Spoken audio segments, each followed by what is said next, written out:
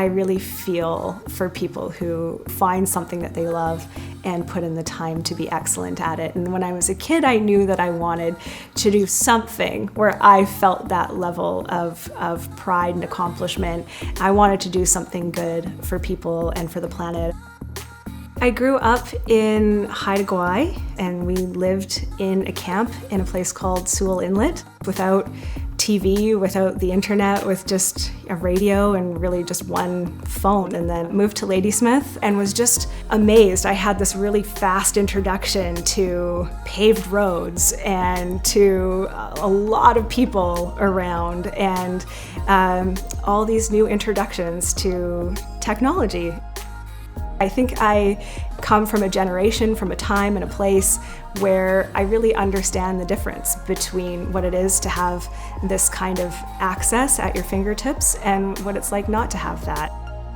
I think some of the challenges that I've had along the way are very much related to being a young First Nations woman in a country that at that time and still has really struggled to respect who we are and respect our opinions and respect our rightful space in leadership.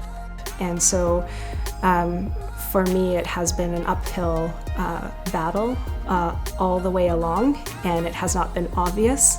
I'm the first person in my family to graduate from high school, post-secondary.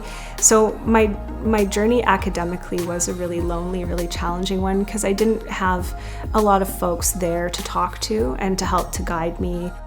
I ended up building a lot of skills that were going to be really critical to what my journey was going to be, becoming the CEO of the First Nations Technology Council and building this organization from the ground up. It's one of the best things I really could have done.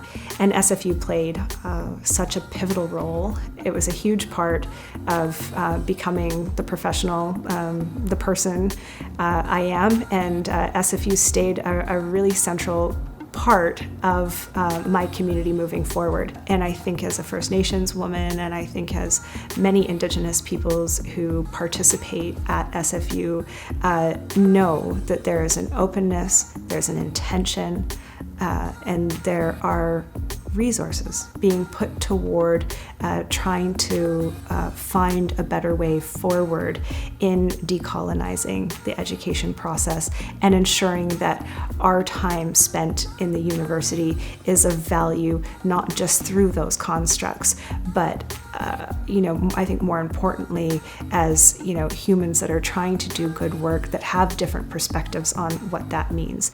I think my role, I think my responsibility is to make First Nations women leaders more present, more visible, more expected. And so for me, it's all about setting up future generations to not have to necessarily fight as hard as I did to be seen and heard and respected in those spaces. So although some of those things have been challenges along the way, they're probably the things I'm most proud of too.